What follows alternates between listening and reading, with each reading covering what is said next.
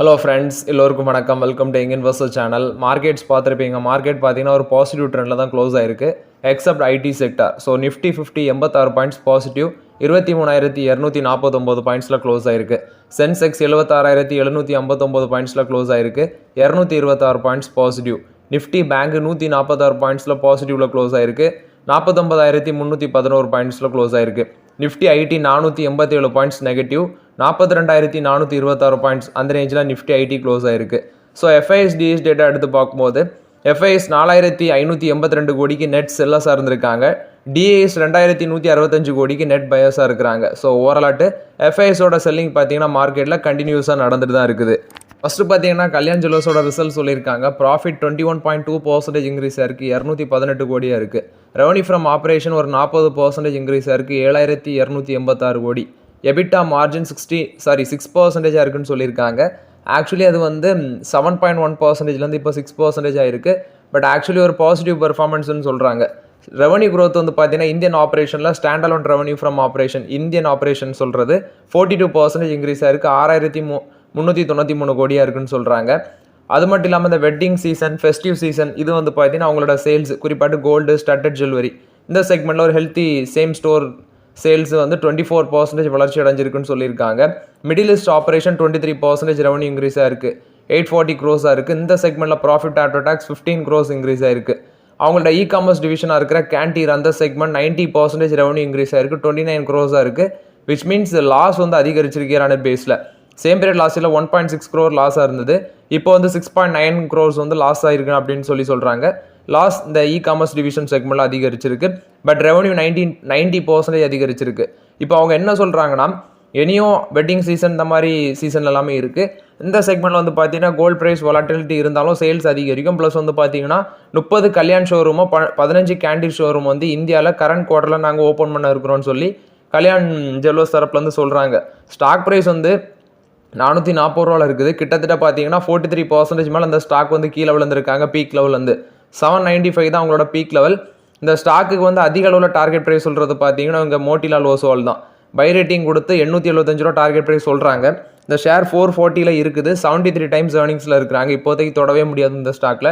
Already வச்சுருக்கவங்கன்னா hold பண்ணுங்கள். Overall இது வந்து கல்யாண் ஜுவல்லர்ஸ் போஸ்ட் பண்ண ரிசல்ட்ஸ் அப்டேட்டு. டாடா கன்சியூமரோட ரிசல்ட் சொல்லியிருக்காங்க. ப்ராஃபிட் வந்து 279 கோடியாக இருக்குது, ஃப்ளாட்டாக இருக்குது. ரெவன்யூ 17% இன்க்ரீஸ் ஆயிருக்கு, 4,443 கோடியாக இருக்குது. எபிட்டா 1.4% ட்ராப் ஆயிருக்கு அப்படின்னு சொல்கிறாங்க. எபிட்டா மார்ஜின் 12.7% இருக்குது. ஆக்சுவலி எபிட்டா மார்ஜின் பார்த்தீங்கன்னா சேம் ஃபிகரில் தான் இருக்குது, ஃப்ளாட்டாக தான் இருக்குது. விச் மீன்ஸ் அவங்களுக்கு இந்த குவார்ட்டரில் எக்ஸ்பென்சஸ், ஃபினான்ஸ் காஸ்ட் வந்து கொஞ்சம் ஸ்பெண்ட் பண்ணியிருக்காங்க. ரீஸ்ட்ரக்சர் பண்ணுறதுக்கு அது ரிலேட்டட் காஸ்ட் ஒரு 6.2 crores ஒதுக்கியிருக்காங்க. அது மட்டும் இல்லாமல் எக்ஸப்ஷனல் ஐட்டம்ஸ் ஒரு சிமிலர் காஸ்ட் வந்து பார்த்தீங்கன்னா ஒரு 91.5 crores அதுக்கு ஒதுக்கியிருக்காங்க. நெக்ஸ்ட் அவங்களோட இந்தியன் பெவரேஜ் பிஸ்னஸ் 9% வளர்ச்சி அடைஞ்சிருக்கு. அடுத்தது பார்க்கும்போது காஃபி பிஸ்னஸ் 28% வளர்ச்சி அடைஞ்சிருக்கு. இந்தியாவோட ஃபுட் பிஸ்னஸ் 31% வளர்ச்சி அடைஞ்சிருக்குன்னு சொல்லியிருக்காங்க.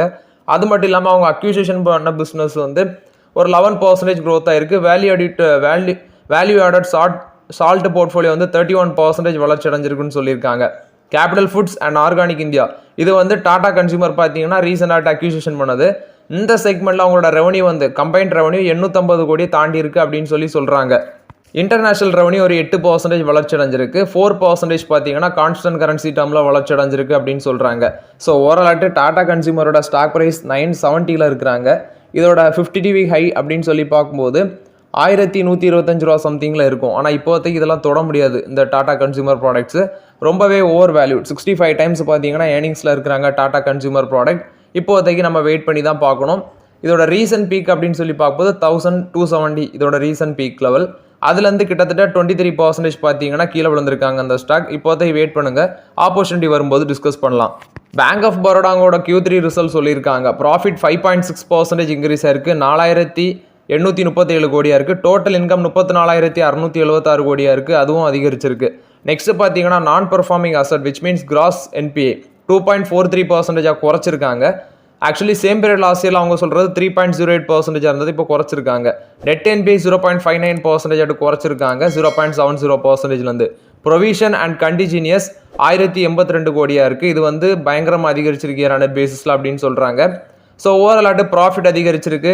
நெட் இன்ட்ரெஸ்ட் இன்கமும் பார்த்தீங்கன்னா ஒரு 2.8% வளர்ச்சி அடைஞ்சிருக்குன்னு சொல்லியிருக்காங்க.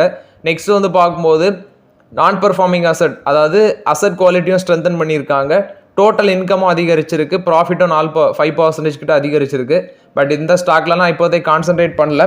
ஸ்டாக் ப்ரைஸ் பார்த்தீங்கன்னா 223 இருக்கிறாங்க.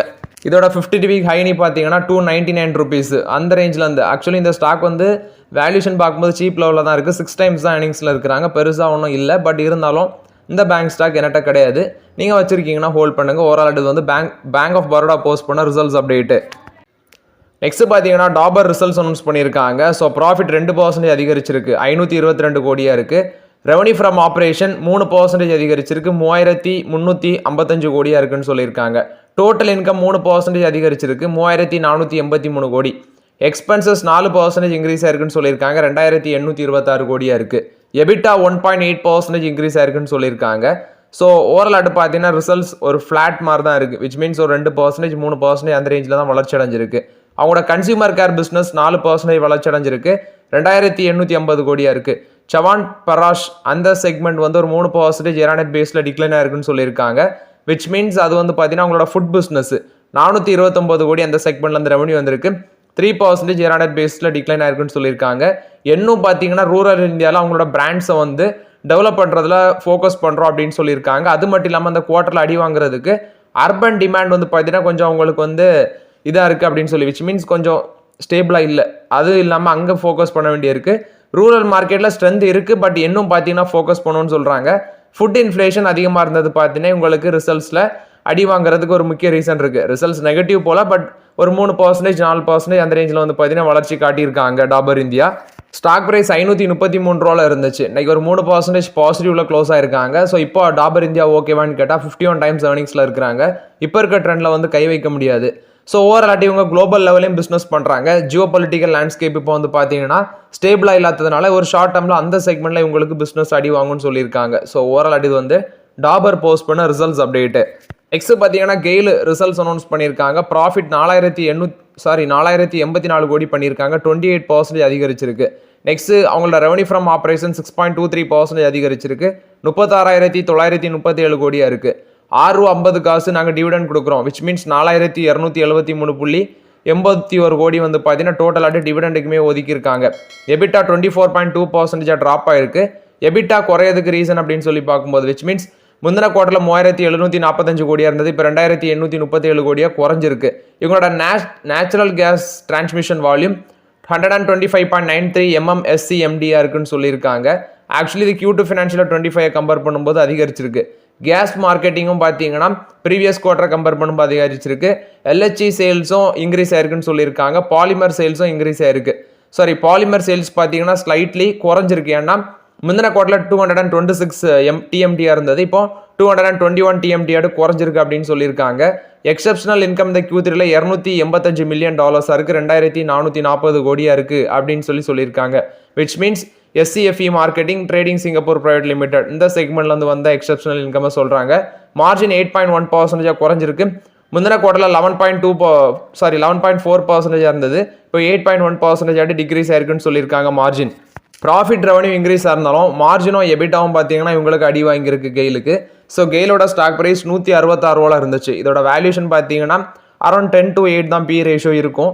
பட் வந்து நியர்லி 52 வீக் லோ பக்கம் தான் இருக்கிறாங்க. 163 ரூபா 52 வீக் லோ அது பக்கம் தான் ட்ரேட் ஆகுறாங்க. ஒரு ஆப்பர்ச்சுனிட்டி தான், பட் இந்த ஸ்டாக் பெருசாக ரிட்டர்ன்ஸ் கொடுக்குமான்லாம் சொல்ல முடியாது.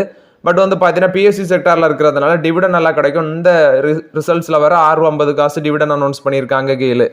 நெக்ஸ்ட் பார்த்தீங்கன்னா வேரி எனர்ஜிஸ் லிமிடெடோட ரிசல்ட்ஸ் வந்திருக்கு. ப்ராஃபிட் 4 மடங்கு இன்க்ரீஸ் ஆயிருக்கு, 492 கோடி.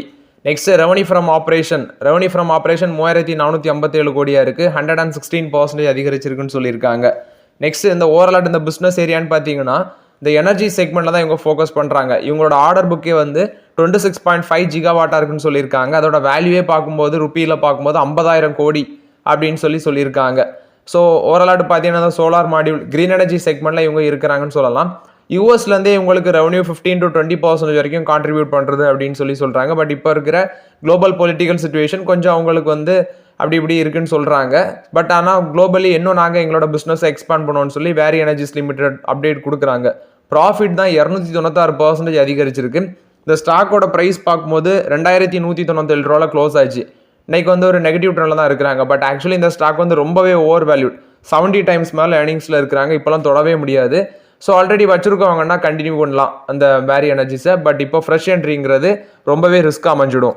நெக்ஸ்ட் பார்த்தீங்கன்னா பாரத் எலக்ட்ரானிக்ஸ் லிமிடெட். இந்த ஸ்டாக் இப்போ ரிசல்ட் சொல்லியிருக்காங்க. ரிசல்ட்ஸ்லாம் அவங்களோட ப்ராஃபிட் சொல்கிறதுக்கு முன்னாடி அவங்களோட ஆர்டர் புக் மட்டுமே பார்த்தீங்கன்னா 70,000 கோடி இருக்குது அப்படின்னு சொல்கிறாங்க. இது ஒரு டிஃபென்ஸ் செக்டாரில் இருக்கிற கம்பெனி. ஆர்டர் புக்கு 70,000 கோடிக்கு மேலே இருக்குன்னு சொல்லியிருக்காங்க. ப்ராஃபிட் வந்து பார்த்தீங்கன்னா அந்த கம்பெனி 47.3% ப்ராஃபிட் இன்க்ரீஸ் ஆயிருக்கு, 1316 கோடி. ரெவன்யூ ஃப்ரம் ஆப்ரேஷன் 39% அதிகரிச்சிருக்கு, 5756 கோடியாக இருக்குன்னு சொல்லியிருக்காங்க. எபிட்டா 57.5% இன்க்ரீஸ் ஆயிருக்கு, எபிட்டா மார்ஜின் 28.7% இருக்கு, 330 பேசிஸ் பாயிண்ட் இன்க்ரீஸ் ஆயிருக்கு. ஆர்டர் புக்கு 71,100 கோடிக்கு மேலே இருக்குது அப்படின்னு சொல்லி மென்ஷன் பண்ணியிருக்காங்க.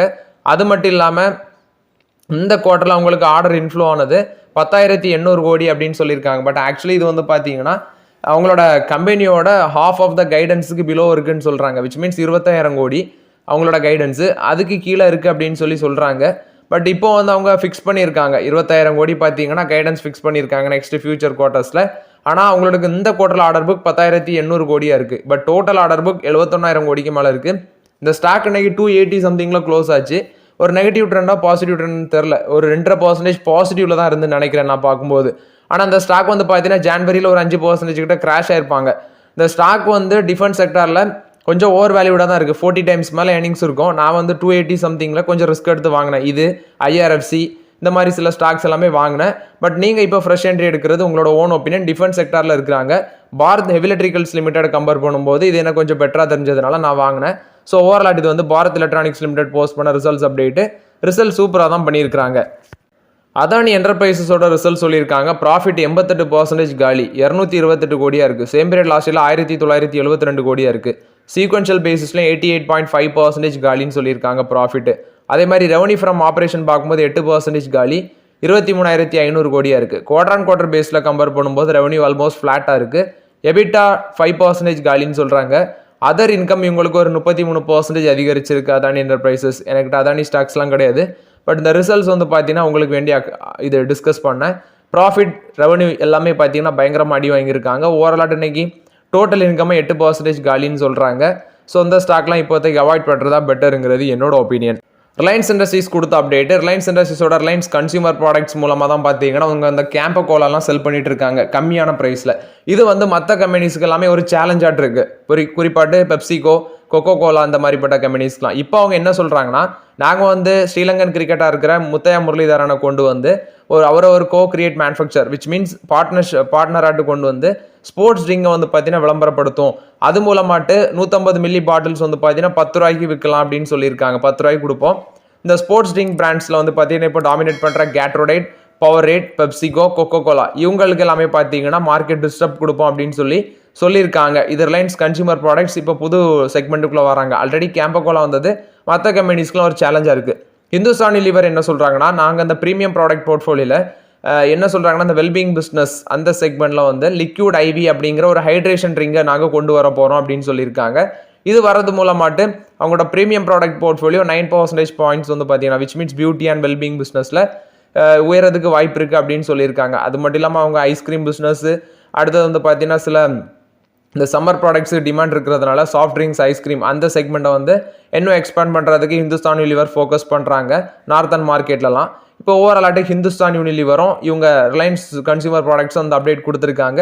ரெண்டு பேருமே ஸ்டெம்பை செட் பண்ணிவிட்டு கூகுளியை வந்து பார்த்தீங்கன்னா ஃபிக்ஸ் பண்ணிட்டாங்க. இது Reliance industries Hindustan Unilever limited கொடுத்த ஒரு பாசிட்டிவ் அப்டேட்டு.